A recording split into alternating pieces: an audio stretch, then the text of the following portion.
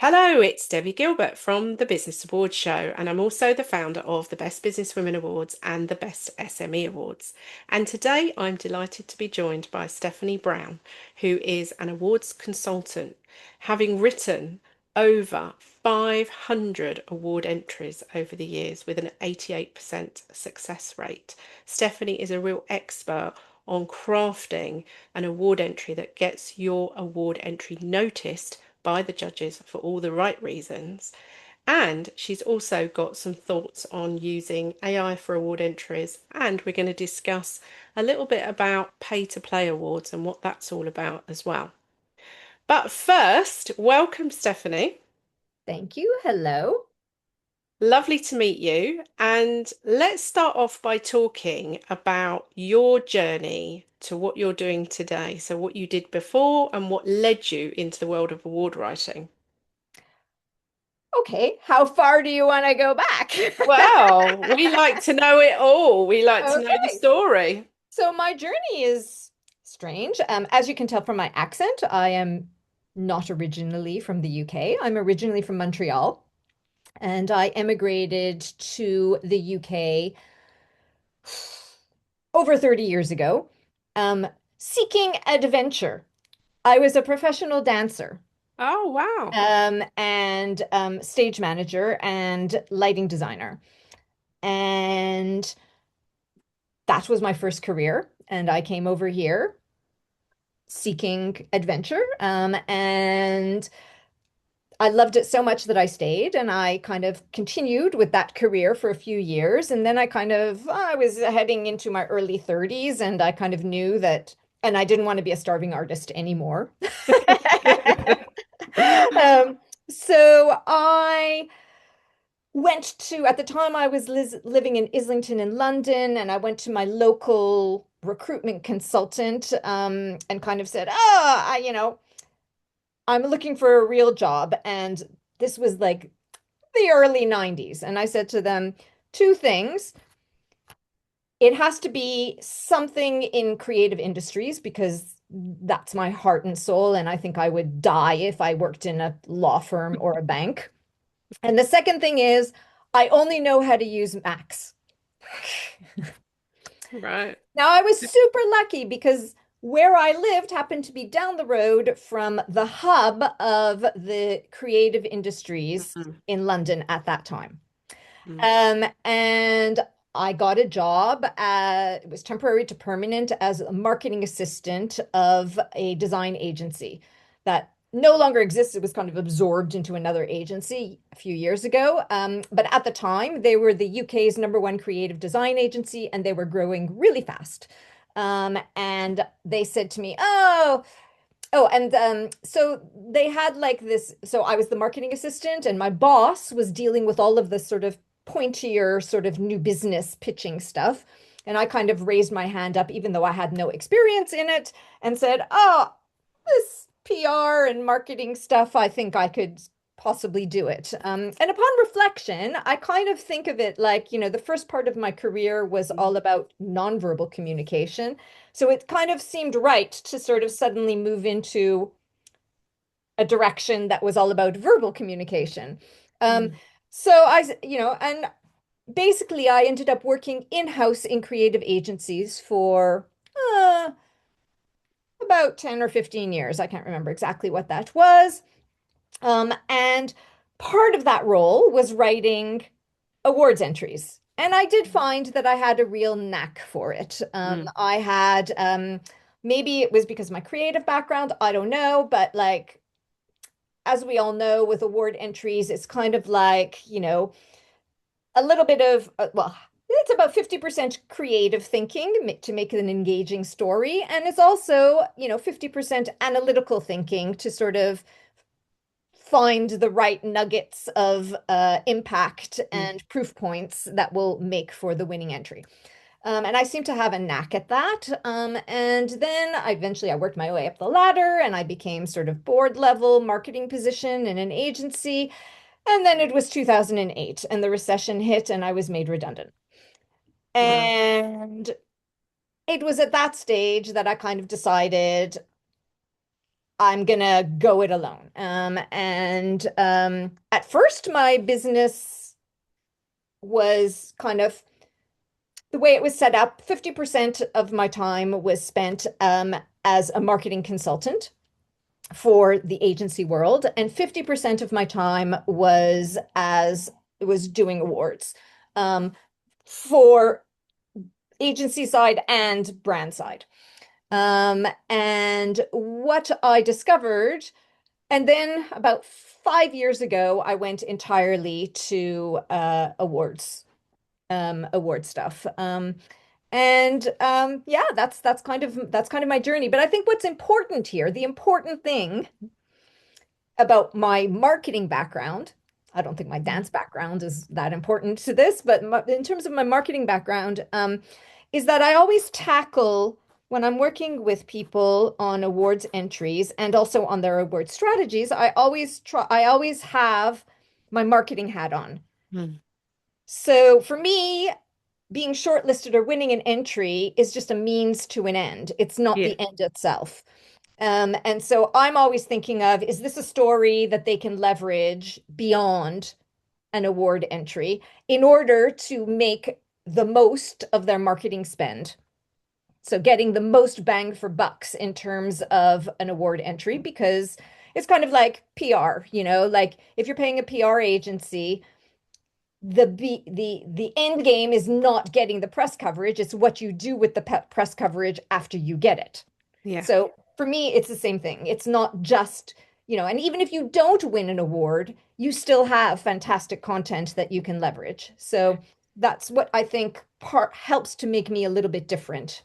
Yeah, I think that's true. And I think there are a lot of people writing award entries, for example, copywriters that don't have your knowledge and your marketing expertise. And it is that missing piece that can really help somebody. So let's talk about how you work with people. So you mentioned strategy. So it all starts with that, doesn't it? It does. It really does. And all too often, I think people kind of how they tackle awards is that there's is something like, oh, we've always entered these before, or somebody gets an email saying, so and so awards are open for entry, and it's a higher up in the business, and they kind of say we should enter these, but but no thought is given to the business strategy, the business objectives, Mm. and how awards can and will support your business in helping to meet those objectives. So part of what I do is to help businesses to identify those awards, to understand what the business objectives are. Usually they fit into sort of three buckets, I would say. Either you enter awards because it's for business development, from a business development and marketing perspective. Or you might enter from a recruitment because you have recruitment and retention objectives that you want to meet, or an issue with recruitment and retention. Or you have your eye on the future and perhaps selling your business or getting an earn out. And so you want to be on the radar as a viable business to investors. Yeah, that's a really important point, actually. Yeah. And so all of those different types of objectives Mm. might result in different types of awards that are entered at any given time. So then do you go to your client and say, these are the awards that I think closely line with your objectives? Yes, And exactly. then you presumably start a process with them of collating the information. So how do you go about that? So normally, so the first stage, let's say we've identified an award to enter. I don't know. So the first stage will be I will send a very detailed Mm. agenda um, uh, um, based on the criteria and questions that are asked for that award, and also based on my knowledge of what makes for a winning entry. And we basically do a brain dump call. It's usually like an hour to an hour and a quarter, and they just basically talk to me. What's vital, however, is that the people that can answer the questions that are on my list are on that call. Mm, So often that could be like some of the most senior people in the business. And it just needs to be that way because they're the ones who can give me the information that I need. If you don't, if that's not possible, then it can be very challenging to write a winning entry. Or the process becomes very long and convoluted because the most senior decision makers haven't been involved from the outset and suddenly start wanting to interject things that nobody told me about before. mhm. Um, Yeah. so Makes it very tough. then what happens normally is that I will then go away. And now that I know the sort of story a bit, the thing is, they probably won't have all of the information. So I go away and I write what I call the laundry list. And the Mm, laundry list is all of the stuff relating to results and contextual things that in a perfect world, um, I would love to have in order to make a winning story. And I think very often where people go wrong is the contextual, people kind of get excited about big numbers or big percentages about things, but they forget to sort of contextualize those big numbers. So, or they only put percentiles and they don't put real figures. And judges are clueless. So, if you say, oh, I don't know, turnover grew by 500%. mm, Well, if turnover grew by 500% year on year, but the whole overall industry um, grew by 1,000%, then actually you're not doing that well. mm. It's a good point. And there's also a very big difference between I'm not going to say 500, and forgive me if my maths are wrong when I do this because I'm doing it on the fly, but there's a bit, let's say it's 1,000% increase. So there's a very big difference between going from 1 to 1,000 versus going from 1 million to 10 million. Mm, And it's that kind of contextual stuff that's so important in entries, and usually the difference between being shortlisted and winning. exactly. It's such a good point, Stephanie. And let's talk about the fact that some people just aren't award ready. And do you ever say to a client, look, I don't think you're award ready at the moment. Come back Yes. and see me in a year's time. Yeah, you do. Absolutely, absolutely. It happens very regularly. And I would never write an entry if I knew that it didn't stand a chance of at least being shortlisted.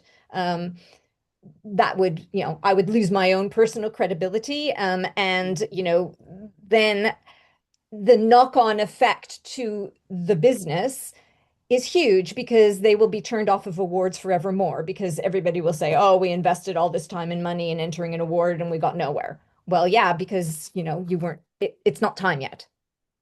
Yeah, and I think your statistics speak for themselves because if you've done 500 entries and you've had 88% success rate, that in itself is a great statistic to prove that you are doing what you say you're doing.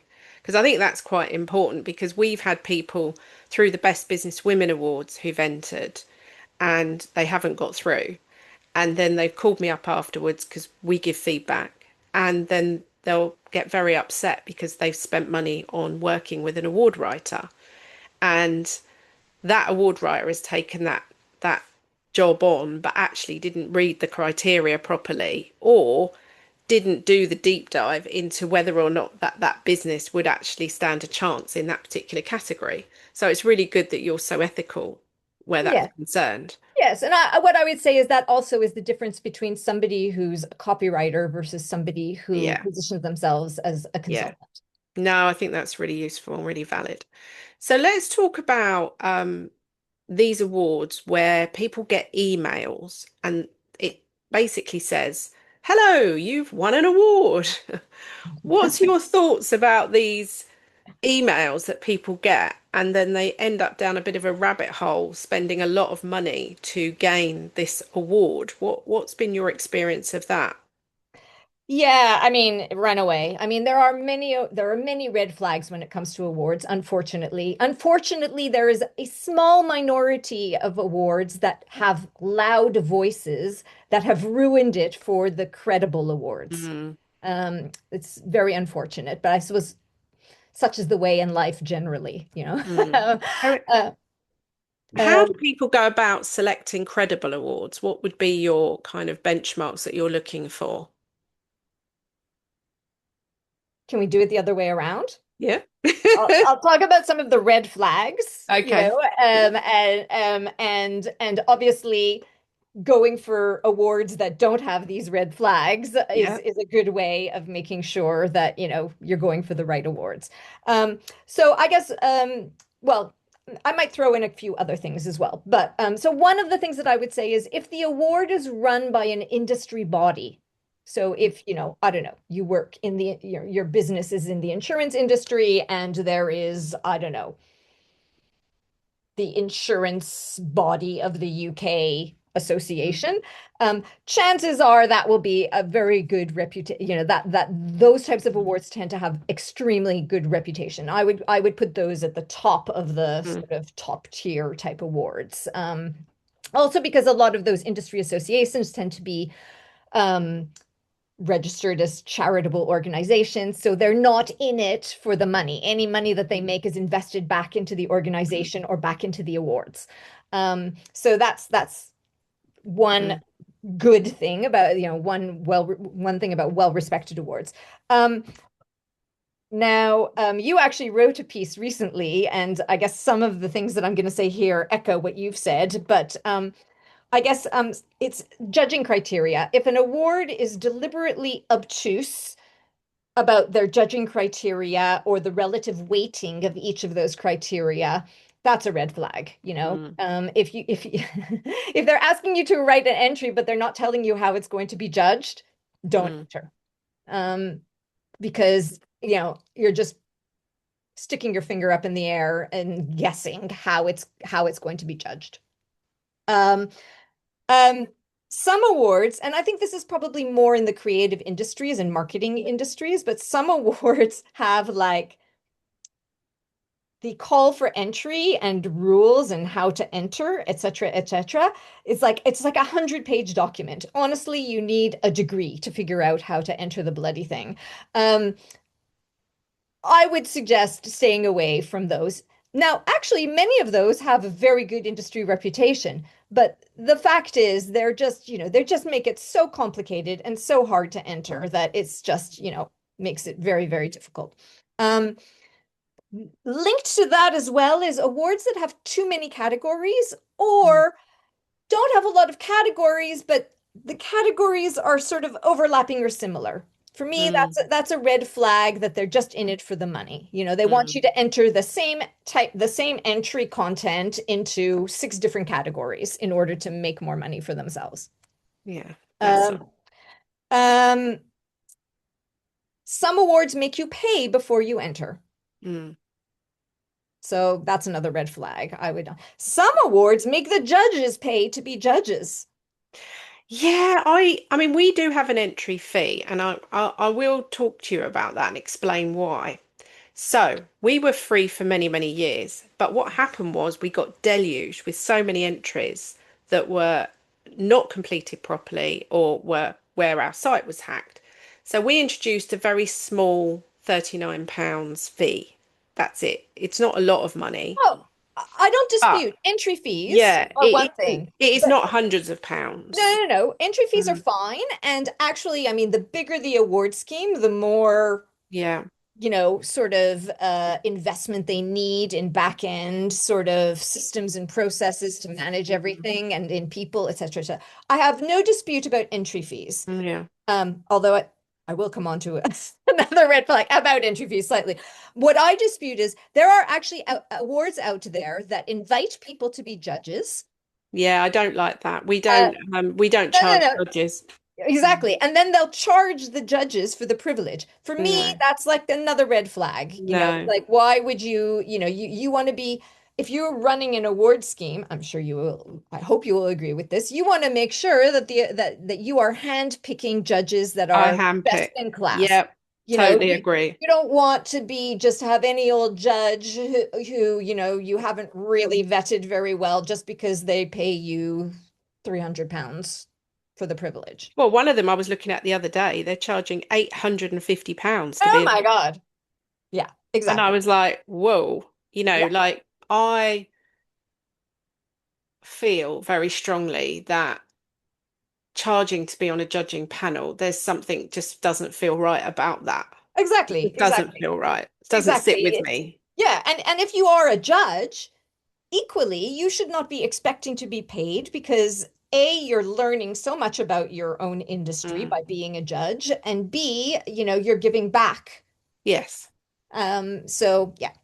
I Um, don't, I give tickets to my judges to come to the final because I feel exactly. that's a thank you for their time. And we obviously promote them on our social media and on our website so Yes. that their contribution is public.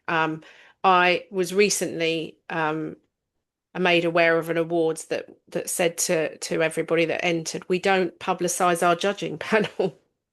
I was like, So, well, it's interesting that you say that. I have heard the argument both ways. Your way, yeah, but another way, which is if you publicize the judges before the judging happens, you risk people yes, that's what they were contacting the saying. judges. Um, so yeah, I mean, But I queried it and said, do you then announce your judging panel afterwards? And they said no. yeah, so that's And that. I For me, just that's a thought, red well, flag. that's a bit odd Yeah. because if for me, one of the things when I look at awards to enter for myself, I'm looking at, well, who's judging this? Yeah, Who are the experts that are judging it? right.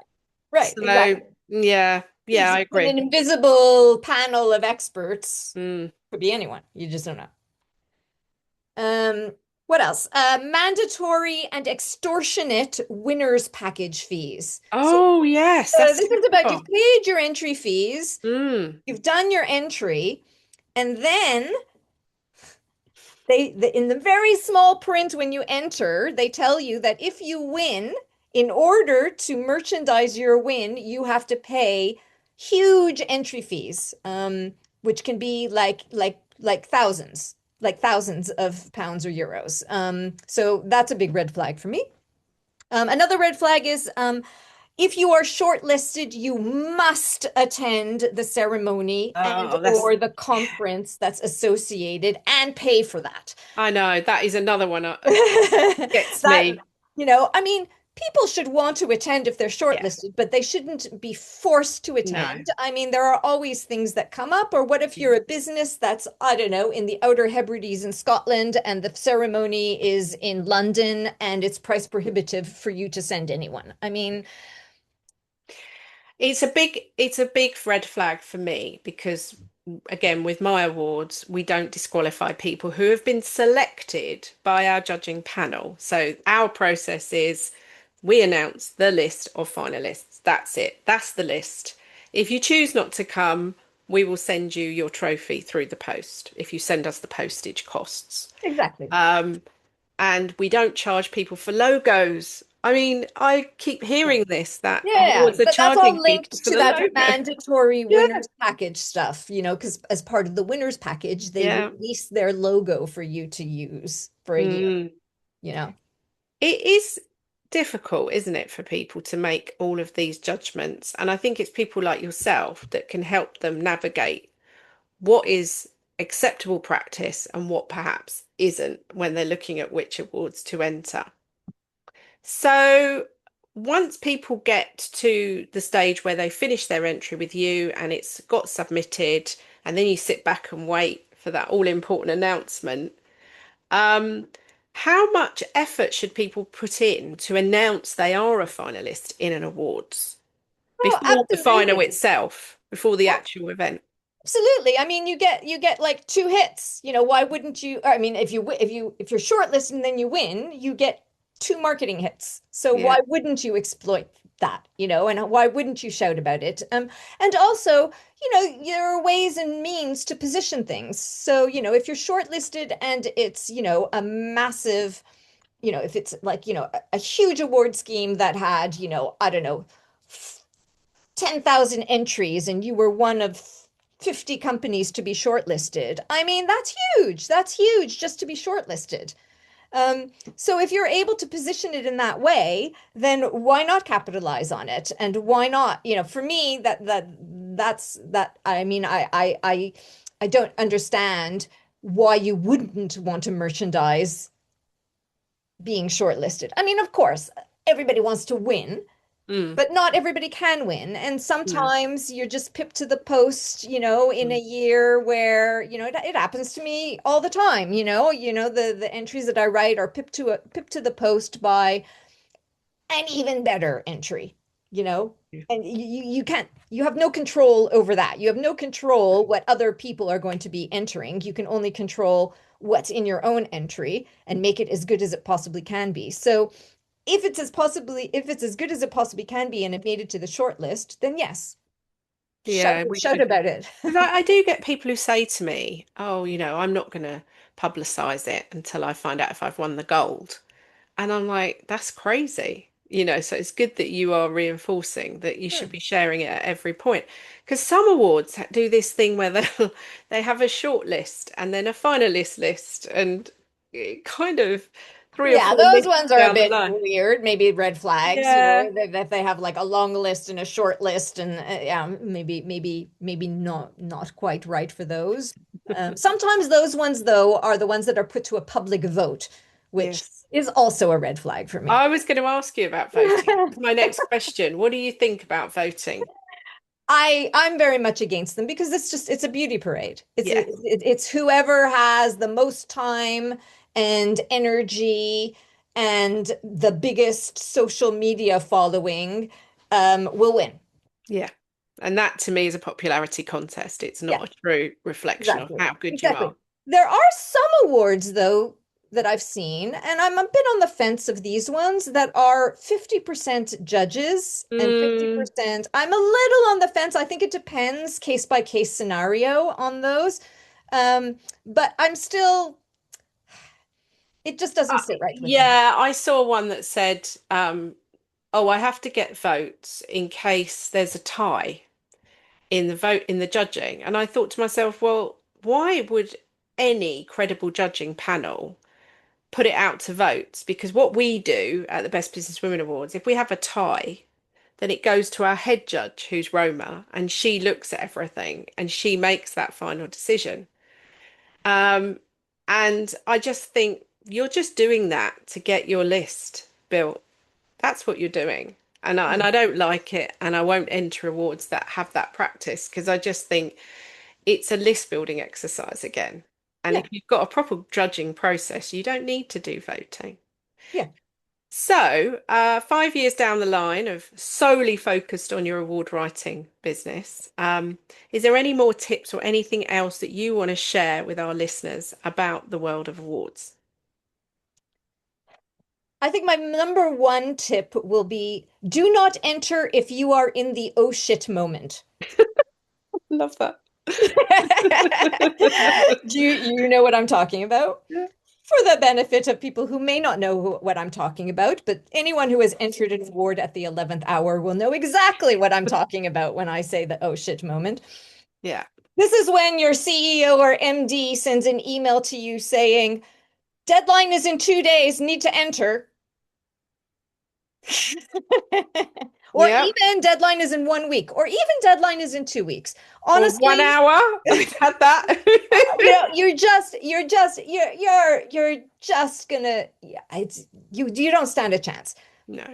The thing is, if you really do want to consider entering awards, there will be 5 or 6 similar types of awards down the line later in the year that Yeah. you can plan effectively for and have the time to do. Yeah.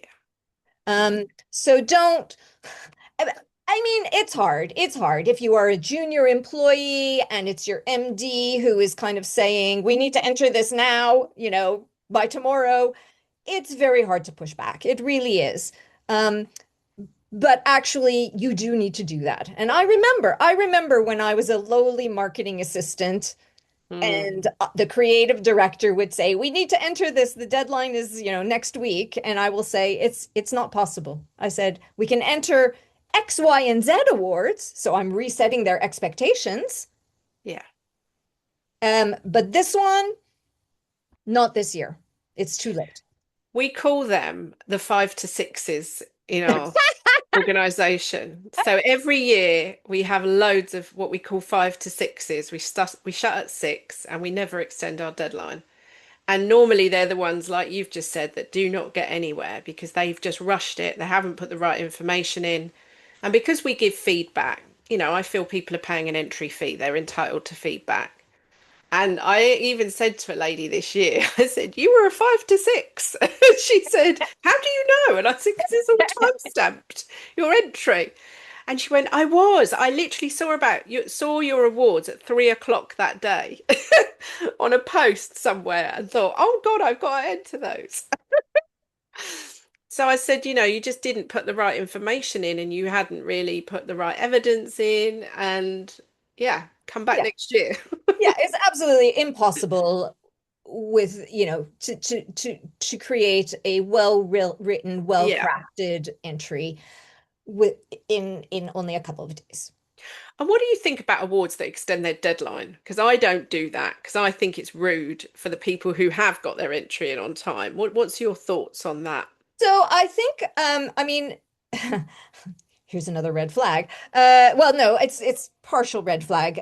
So I think it's fine to have three different deadlines. Early Okay. bird, where the Yeah. entry fee is less, Mm, regular deadline, where the entry fee is a little bit more than the early bird, and late, where the entry fee is even more than the regular deadline. I think that's absolutely fine. Um, what I have come across, and that seems to be industry standard now mm, with most awards. There are some like yours, and I agree with those completely as well. People learn, people know, and they learn, and that's that. There's no, but there are now some awards out there that have introduced 5 or 6 different deadlines, all with different price points. The first deadline being like 1 or 2 weeks after the entries, after like they open for entry. So and of course, what we all know is, until the awards open for entry and you know what the categories are for any given year and what's required, you can't really or you shouldn't really start writing the entry. no. Um, so, for me, that's the red flag. That's the red flag money grab. They're just trying to, Mm, get as much money as possible from people who are entering the later deadlines, basically. yeah. Yeah. Um, um, so that's where I stand with that. Yeah. It's difficult, isn't it? Well, I totally admire all the work that you're doing, and I cannot thank you enough for joining me today. Is there anything else you want to say before we finish up today? No, no, I think that's good. There's a lot to absorb, I guess. I think you've covered awful lot of information, and for anyone who's in any doubt about the benefits of working with an award writer, I think you've covered that off really nicely. Um, Today's episode, we will make sure that Stephanie's details are in the show notes where you can contact her. She's on LinkedIn, and we will make sure that you can have her details so you can contact her if you're interested in getting her help with an award entry. And thank you for joining me, Stephanie. I wish you lots of luck with your 2026 entries. I'm sure you will be helping lots of entrepreneurs and businesses get onto those stages again. So thank you, and best of luck. Thank you so much. It's been a pleasure. Thank you.